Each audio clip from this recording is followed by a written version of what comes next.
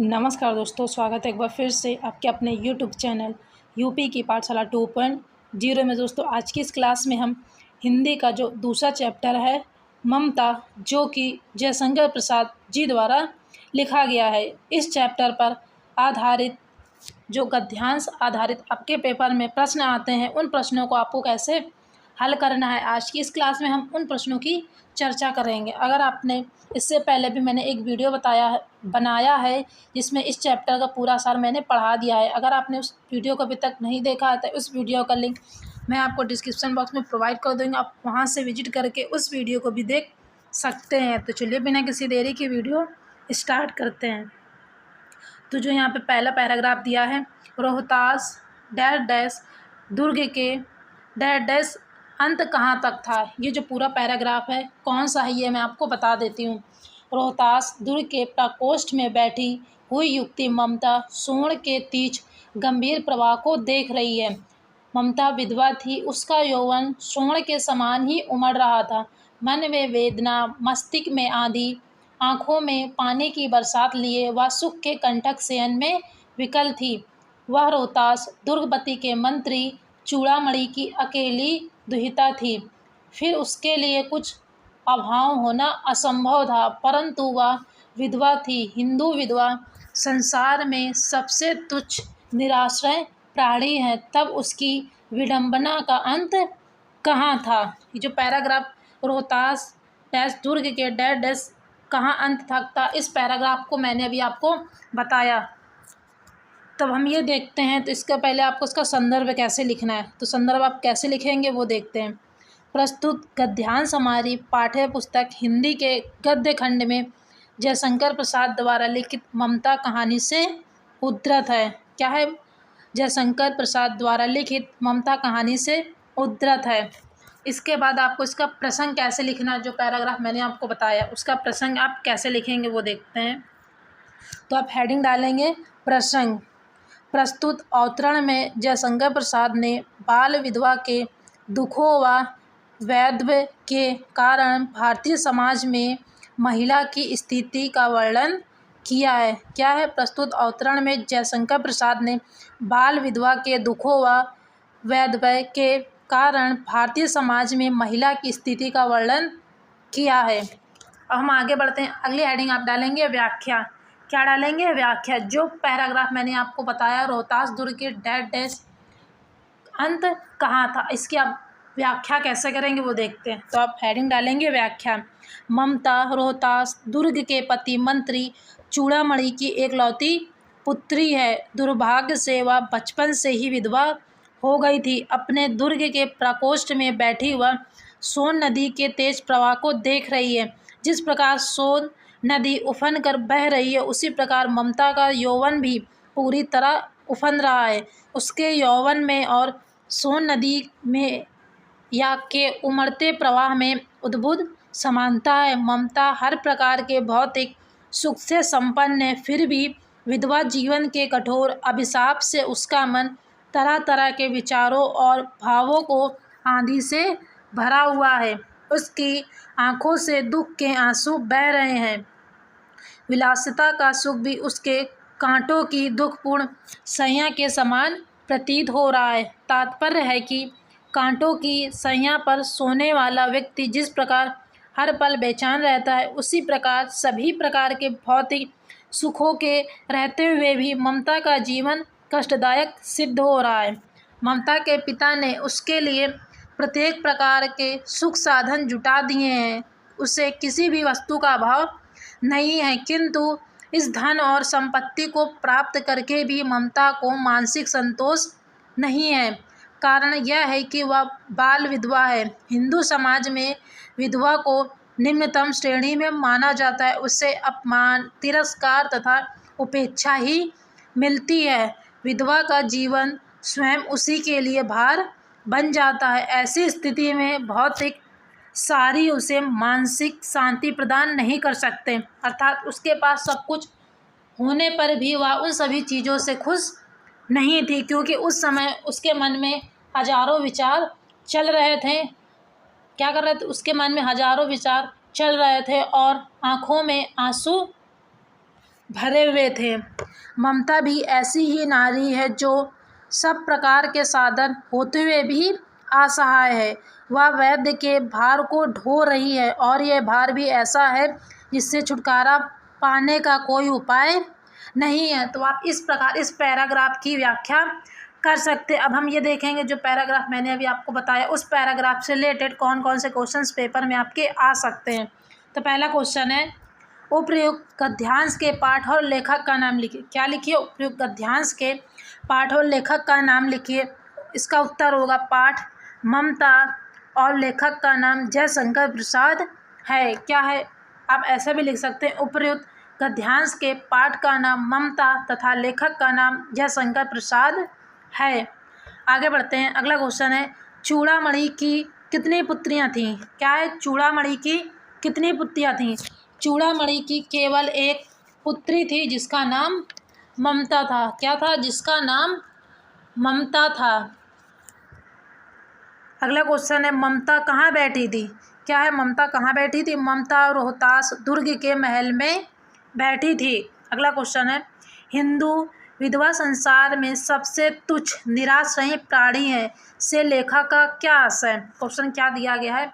हिंदू विधवा संसार में सबसे तुच्छ निराश्रयी प्राणी है से लेखक का क्या आशय है? उत्तर होगा, इस पंक्ति से लेखक का आशय है कि भारतीय समाज में विधवा स्त्री को तुच्छ समझा जाता है, उसकी स्थिति बहुत दयनीय होती है, उसके साथ अमानवीय व्यवहार किया जाता है, अर्थात हर समय उसका अपमान और तिरस्कार किया जाता है।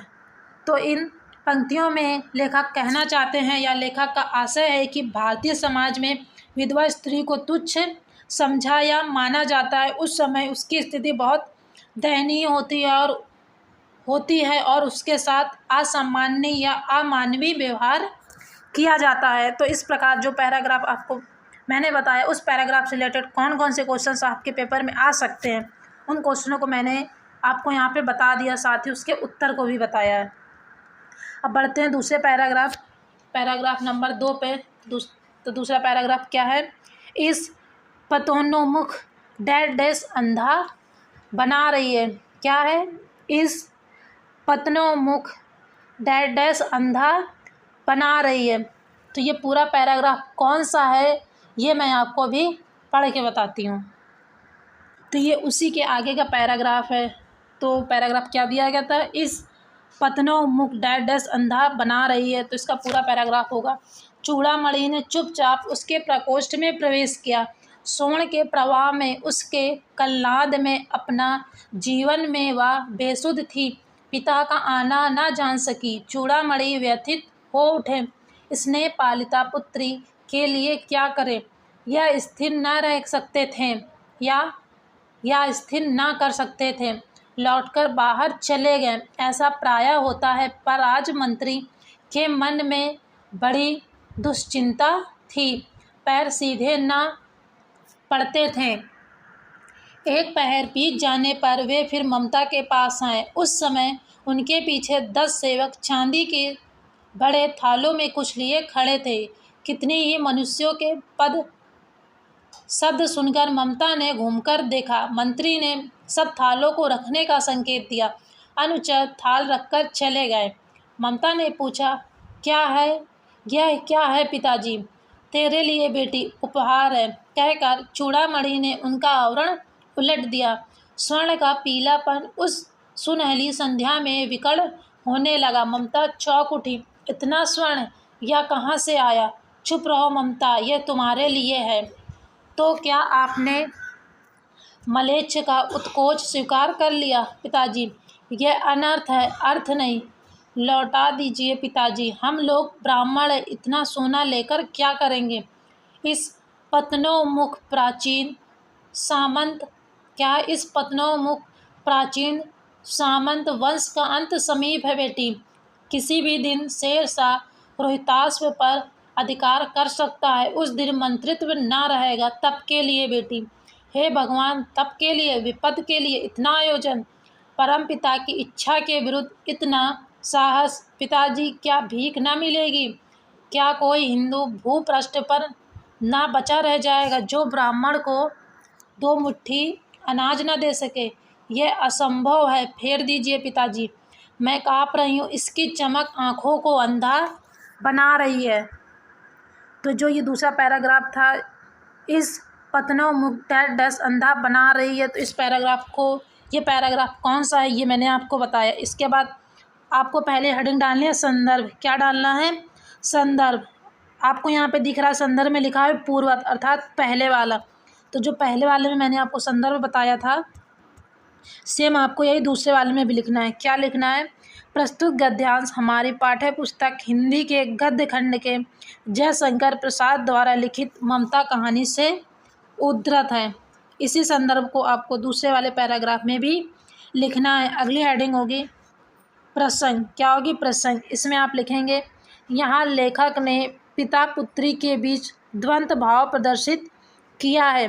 ममता ने निस्वार्थी गुण को, या ममता के निस्वार्थी गुण को यहाँ लेखक ने प्रकट किया है। प्रसंग में आप क्या लिखेंगे? यहाँ लेखक ने पिता पुत्री के बीच द्वंद्व भाव प्रदर्शित किया है। ममता के निस्वार्थी गुण को यहाँ लेखक ने प्रकट किया है। तो अगली हेडिंग होगी व्याख्या।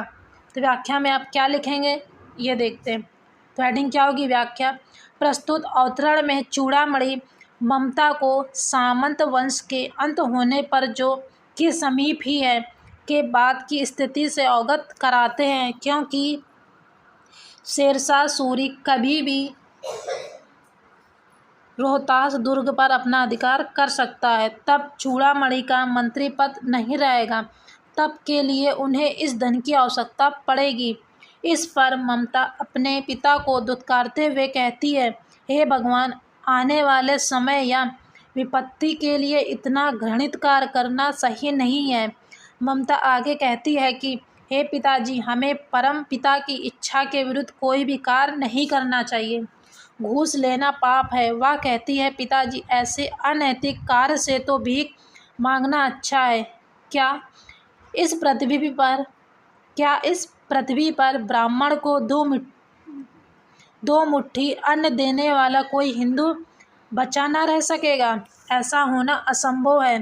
पिताजी, इस रिश्वत के धन को वापस लौटा दीजिए। इसकी चमक मेरी आंखों को अंधा बना रही है, अर्थात यह पाप करके लिया गया धन मुझे स्वीकार्य नहीं है। अब हम ये देखेंगे जिस पैराग्राफ की आपने व्याख्या की, अब इस पैराग्राफ से रिलेटेड कौन कौन से क्वेश्चंस हो सकते हैं। तो पहला क्वेश्चन दिया गया है, उपर्युक्त गद्यांश के पाठ और लेखक का नाम लिखिए। तो उत्तर होगा, उपर्युक्त गद्यांश के पाठ का नाम ममता तथा लेखक का नाम जयशंकर प्रसाद है। अगला क्वेश्चन है, गद्यांश के अनुसार कौन से वंश का अंत समीप है? क्या है? गद्यांश के अनुसार कौन से वंश का अंत समीप है? उत्तर होगा, गद्यांश के अनुसार सामंत वंश का अंत समीप है। अगला क्वेश्चन है, गद्यांश के अनुसार रोहिताश्व पर कौन अधिकार कर सकता है? उत्तर होगा, गद्यांश के अनुसार शेरशाह सूरी रोहिताश्व पर अधिकार कर सकता है। अगला क्वेश्चन दिया गया, क्वेश्चन नंबर 10, अपने पिता का कौन सा कार्य ममता को परम पिता की इच्छा के विरुद्ध लगा है? क्वेश्चन क्या दिया गया, अपने पिता का कौन सा कार्य ममता को परम पिता की इच्छा के विरुद्ध लगा है? इसका उत्तर होगा, चूड़ामणि ने ममता के लिए उत्कोच के रूप में स्वीकार किया। क्या है? चूड़ामणि ने ममता के लिए, उत्कोच का अर्थ है घूस, के रूप में स्वीकार किया गया 10 थाल वाला सोना भरकर उपहार में प्रदान किया। उनका यह कार्य ममता को परम पिता की इच्छा के विरुद्ध लगा, क्योंकि ममता का मानना है कि कुछ भी होता है वह ईश्वर की इच्छा से होता है। वह विधवा हुई है तो उसमें भी ईश्वर की इच्छा थी। यदि ईश्वर की इच्छा उसे दीनहीन बनाकर रखने की है तो उसके पिता का कोई भी प्रयास ऐसा होने से नहीं रोक सकता। यदि वह ऐसा करते हैं तो अनिश्चित ही वह ईश्वर की इच्छा के विरुद्ध होगा। तो क्वेश्चन दिया गया था, अपने पिता का कौन सा कार्य ममता को परम पिता की इच्छा के विरुद्ध लगा? तो इसका उत्तर होगा, चूड़ामणि ने ममता के लिए उत्कोच के रूप में स्वीकार किया गया धन 10 थालों वाला सोना भरकर उसे उपहार के रूप में प्रदान किया, जो कि यह चूड़ामणि द्वारा किया गया कार्य ममता को परमपिता के विरुद्ध लगा, क्योंकि क्या था, उसके पिता द्वारा स्वीकार किया गया 10 थालों वाला सोना उन्होंने जो उसे उपहार के रूप में दिया था, ममता को वह परम पिता की इच्छा के विरुद्ध किया गया कार्य लगा, क्योंकि ममता मानती थी कि जो कुछ भी होता है ईश्वर की इच्छा से होता है। उसने सोचा, मैं विधवा हुई हूँ तो इसमें भी ईश्वर की कुछ इच्छा हुई होगी। यदि ईश्वर की इच्छा उसे दीनहीन बनाकर रखने की है तो उसके पिता का कोई भी प्रयास ऐसा होने से नहीं रोक सकता है। यदि वह ऐसा करते हैं तो निश्चित ही वह ईश्वर की इच्छा के विरुद्ध उनके द्वारा किया गया कार्य होगा। तो जो क्वेश्चन नंबर दा दिया गया था, अपने पिता का कौन सा कार्य ममता को परम पिता की इच्छा के विरुद्ध लगा, तो आप इस प्रकार से इसका उत्तर दे सकते हैं। अब हम बढ़ते हैं अगले क्वेश्चन नंबर या क्या दिया गया है, प्रस्तुत गद्यांश के अनुसार ममता की मनोवृत्ति स्पष्ट कीजिए।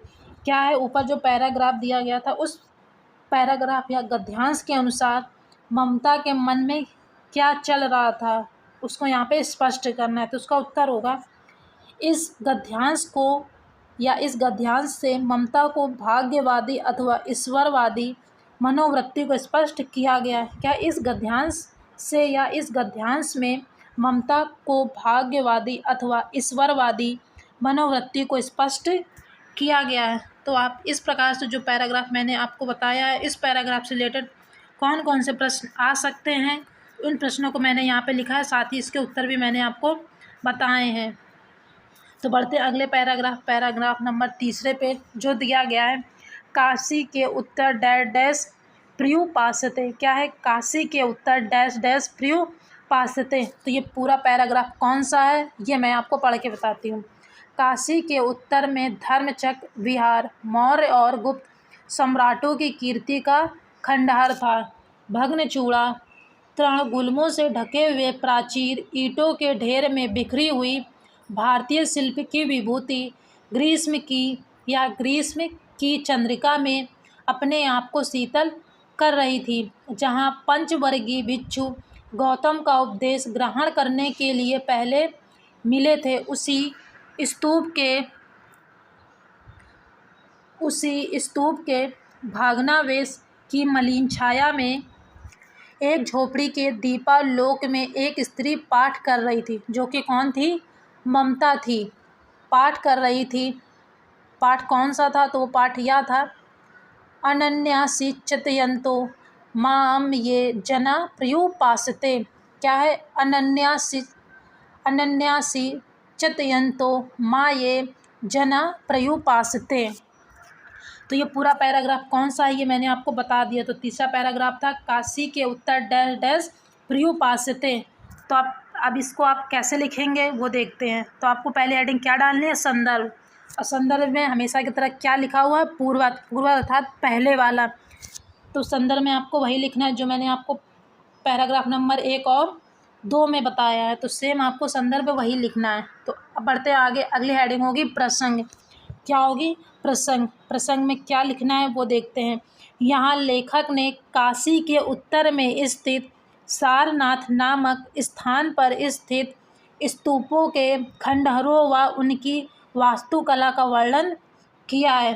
प्रसंग में आपको क्या लिखना है, यहाँ लेखक ने काशी के उत्तर में स्थित सारनाथ नामक स्थान पर स्थित स्तूपों के खंडहरों व उनकी वास्तुकला का वर्णन किया है। अब बढ़ते हैं आगे, अगली हेडिंग होगी व्याख्या। क्या होगी, व्याख्या। जो पैराग्राफ मैंने आपको बताया उसकी अब आपको क्या करनी है, व्याख्या करनी है। तो आप हेडिंग डालेंगे व्याख्या, क्या लिखेंगे इसमें वो देखते हैं। काशी नगर के उत्तर में भगवान गौतम बुद्ध सारनाथ नामक स्थान पर अपने धर्मचक्र की स्थापना की थी। इसी स्थान पर मौर्य तथा गुप्त वंश के सम्राटों ने अपने यश के प्रसार के लिए अनेक विहार बनवाए तथा तरह तरह के स्तूपों का निर्माण करवाया, जो शिल्पकला की दृष्टि से अद्वितीय थे। इन बौद्ध विहारों की टूटी फूटी चोटियाँ व कंगूरे और उनके चारों ओर खिंची हुई वे दीवारें जो पत्तों और झाड़ियों आदि से ढकी हुई थी, अब खंडहर के रूप में मौर्यकालीन एवं गुप्तकालीन संस्कृति तथा शिल्पकला के ऐश्वर्य की झलक भर दे रही थी। धर्मचक्र विहार के इन खंडहरों को देखकर ऐसा प्रतीत हो रहा था मानो ईंटों के ढेर में बिखरी हुई भारतीय शिल्पकला की आत्मा ग्रीष्म ऋतु की चांदनी से अपने आप को शीतलता प्रदान कर रही है।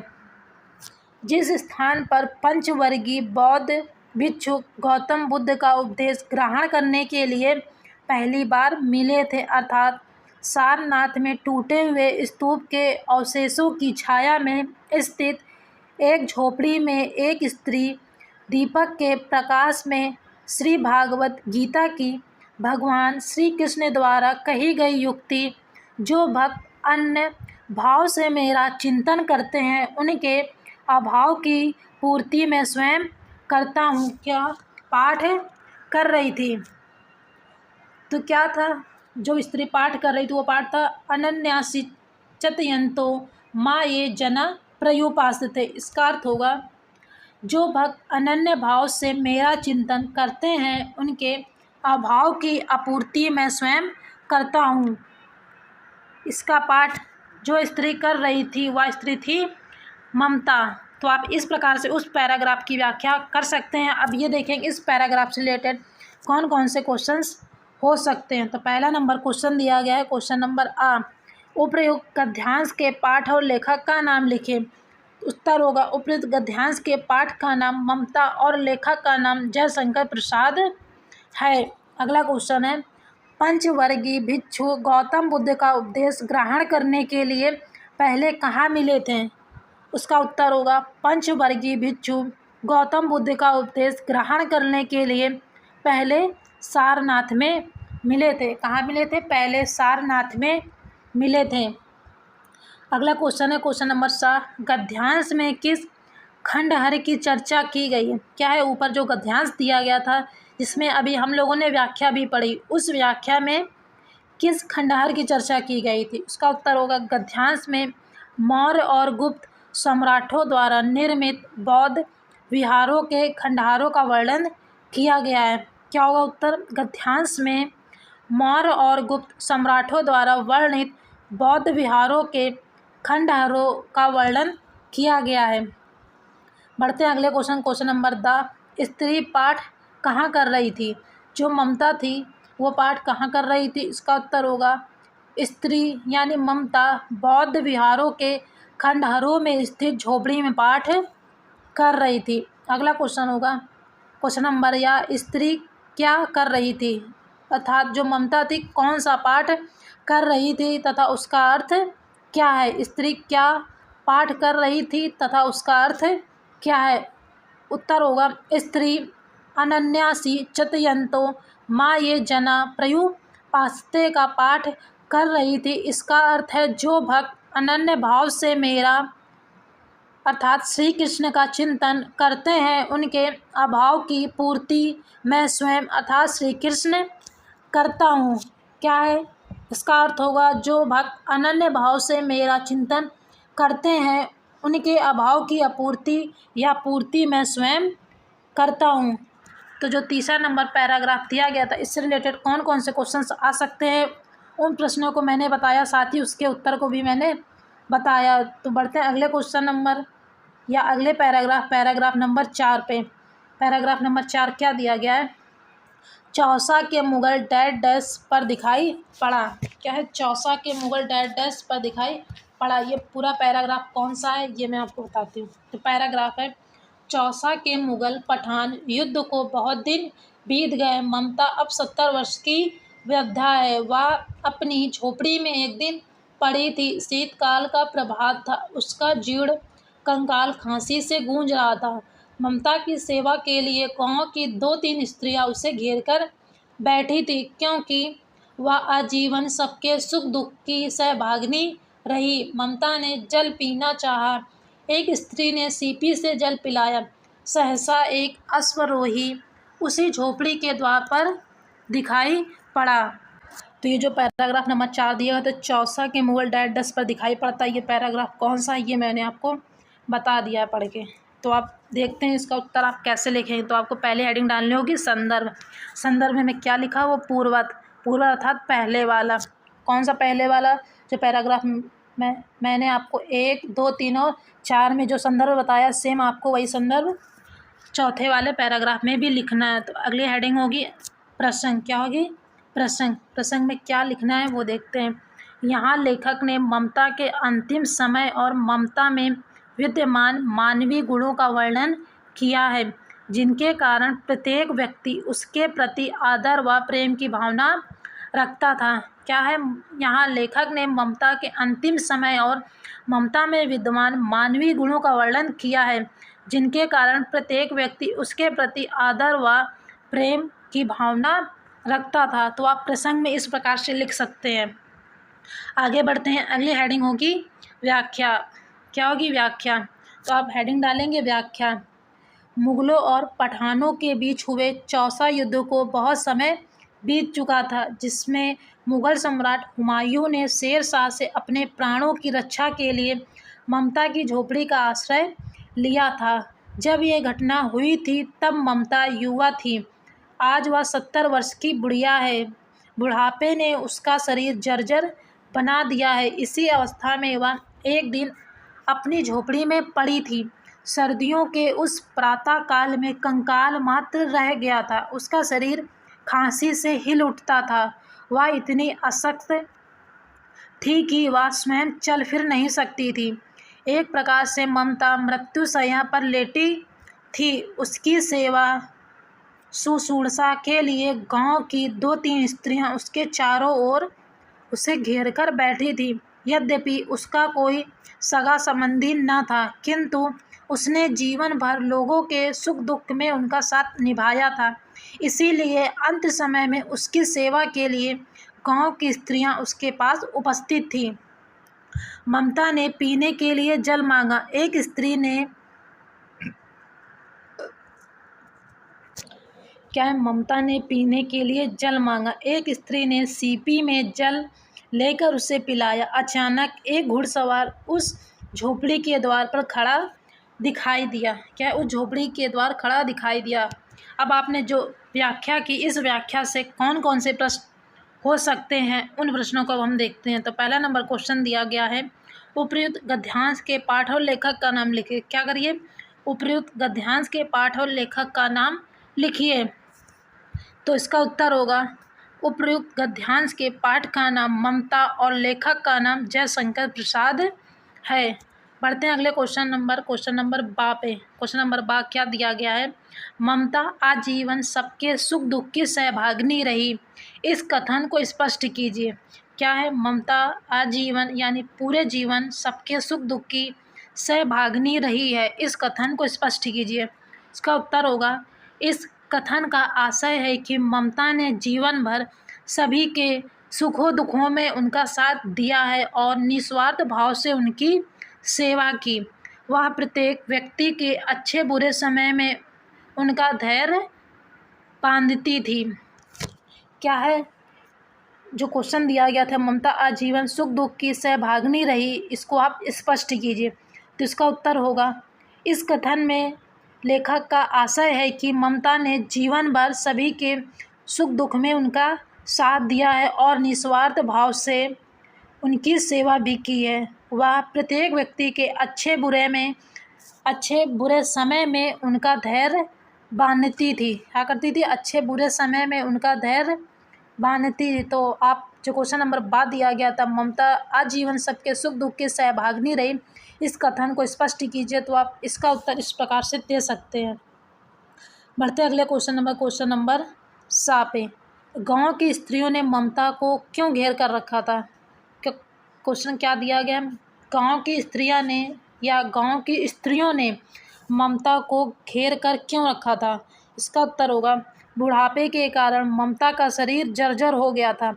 वह इतनी अशक्त थी कि चल फिर भी नहीं सकती थी। इसीलिए उसकी सेवा के लिए गांव की स्त्रियां उसे घेर कर बैठी थीं। क्वेश्चन नंबर दिया गया था, क्वेश्चन नंबर सा, गांव की स्त्रियां ममता को घेरकर क्यों बैठी थी? गांव की स्त्रियां ममता को घेरकर इसलिए बैठी थी क्योंकि ममता बूढ़ी होने के कारण उसका शरीर जर्जर हो चुका था और वह इतनी अशक्त थी कि वह चल फिर भी नहीं सकती थी। इसीलिए उसकी सेवा के लिए गांव की स्त्रियां उसे घेरकर बैठी थीं। बढ़ते अगले क्वेश्चन नंबर दा पे। क्वेश्चन नंबर दा क्या दिया गया है? गद्यांश में ममता के चरित्र की विशेषता के बारे में क्या बताया गया?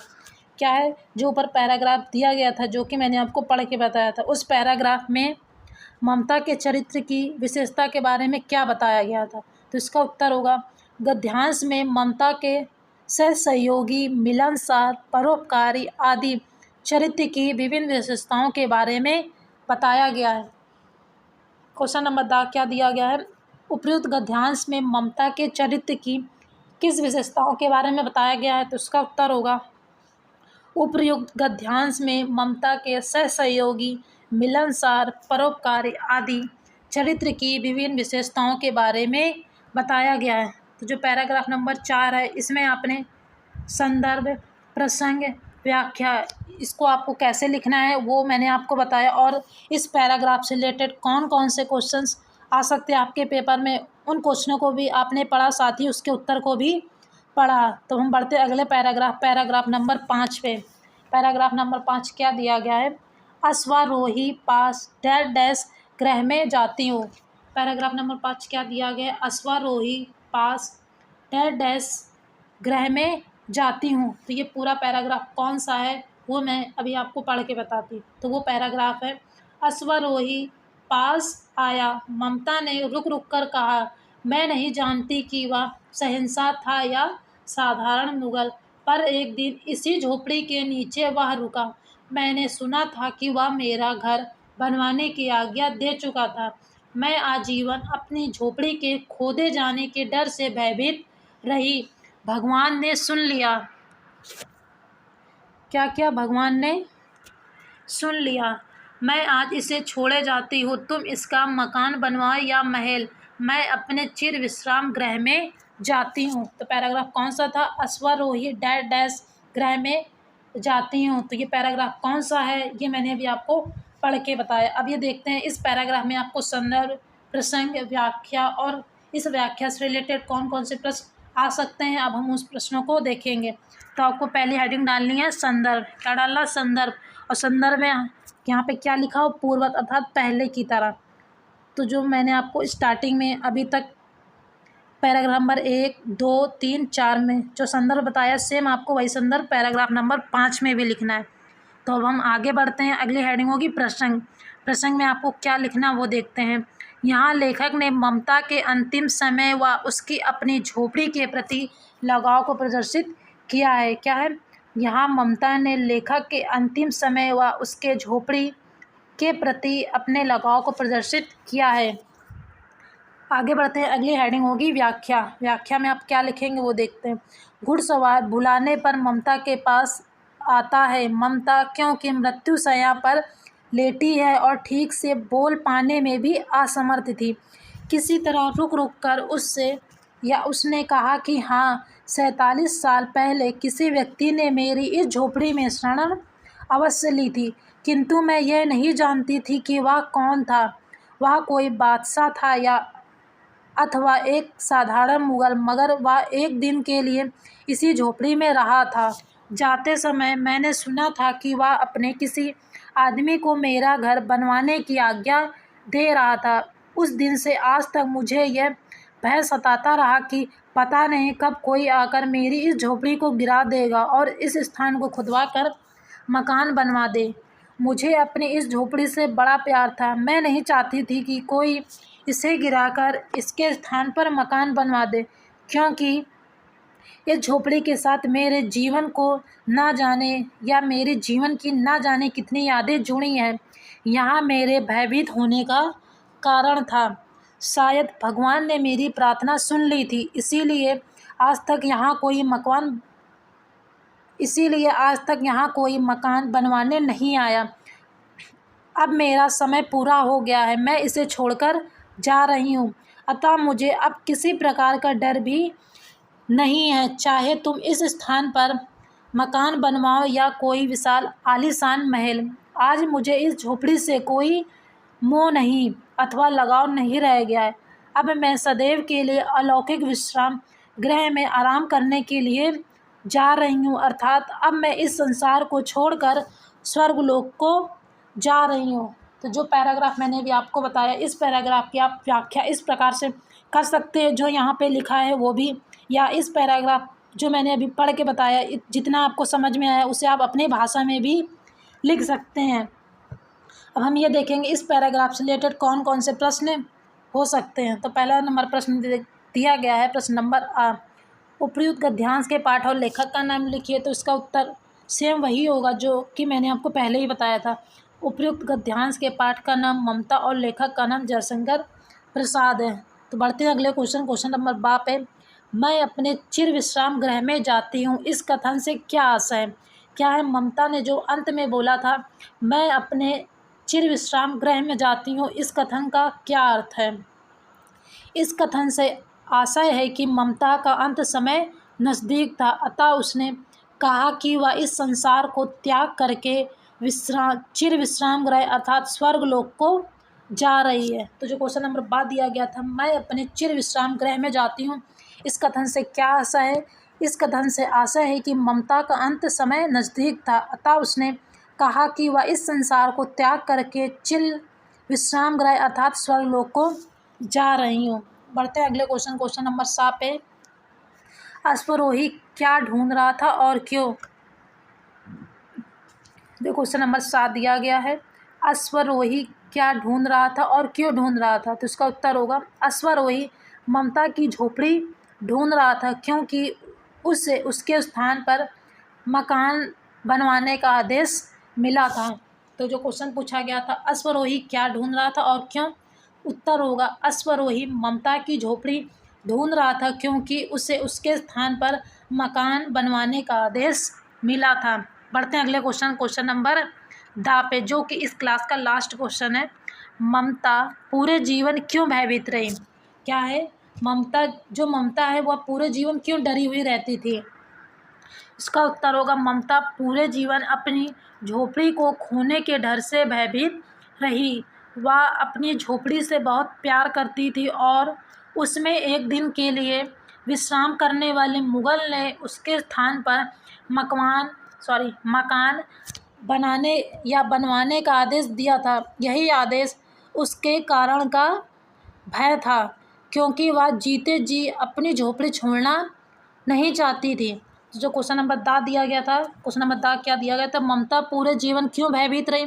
तो उसका उत्तर होगा ममता पूरे जीवन भयभीत इसलिए रही क्योंकि उसे अपनी झोपड़ी खोने का डर था। वह अपनी झोपड़ी से बहुत प्रेम करती थी, क्योंकि उसकी झोपड़ी में एक दिन के विश्राम के लिए एक मुगल ने विश्राम किया था और उसने अपने सैनिक जिसका नाम मिर्ज़ा था उसे इस झोपड़ी के स्थान पर मकान बनवाने का आदेश दिया था। इसी आदेश के भय के कारण वह जीते जी अपनी झोपड़ी को छोड़ना नहीं चाहती। तो जो क्वेश्चन नंबर 10 दिया गया था, ममता पूरे जीवन क्यों भयभीत रही, तो आप इस प्रकार से इसका उत्तर दे सकते हैं। तो जो हिंदी का दूसरा चैप्टर था ममता, इससे रिलेटेड कौन कौन से प्रश्न आपके पेपर में आ सकते हैं और पैराग्राफ भी कौन कौन से हो सकते हैं, उन सभी पैराग्राफ को मैंने आपको इस क्लास में बताया। ये क्लास आपको कैसी लगी कमेंट बॉक्स में ज़रूर बताइएगा। और अगर आप लोगों को इसकी PDF चाहिए तो इसकी PDF आपको मेरे टेलीग्राम चैनल पर मिल जाएगी, जिसका लिंक मैं आपको डिस्क्रिप्शन बॉक्स में प्रोवाइड कर दूँगी। आप वहाँ से विजिट करके इस PDF को भी देख सकते हैं। क्या कर सकते हैं? इस PDF को देख सकते हैं। बाकी ये क्लास आपको कैसी लगी कमेंट में बताइएगा, और वीडियो पसंद आई तो वीडियो को लाइक करिएगा, और यदि आप मेरे चैनल पर पहली बार है तो चैनल को सब्सक्राइब करिए और बेल आइकन को ऑल पर प्रेस करिएगा, ताकि आने वाली ऐसी वीडियोस का नोटिफिकेशन आपको सबसे